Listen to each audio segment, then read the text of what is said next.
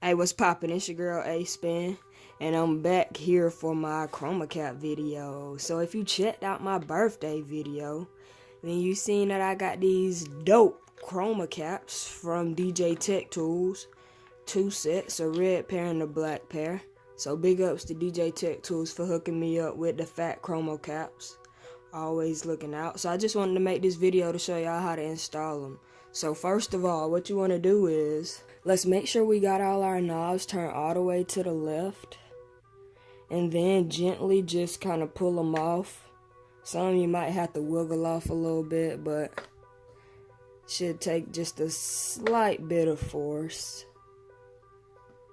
And once you get all those off, then as you can see, this is like, I guess like a half moon shape. And so it has a circle and then it has a line. So what we want to do is line up this flat edge right here of all of our dials with the line inside of here. Okay?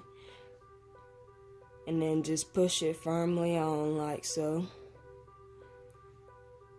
And then you can also line them up by the lines all the way to the very left. You know automatically that your lines are going to be directly to the left. So off top, my first impressions are that these are very, very durable caps. I believe that the Roland SP-404 is going to go through a lot with me. It's going to go through a lot of live sets, a lot of, so definitely need something that's gonna last the test of time.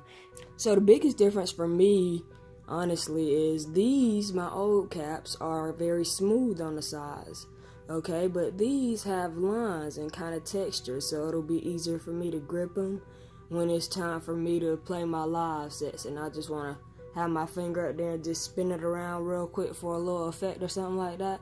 So I think it'll be real helpful when it comes to live sets like that. And I'm very excited to be able to make this video for y'all.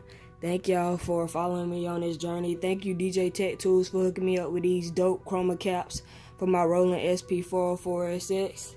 And we'll catch y'all next time. Thank you.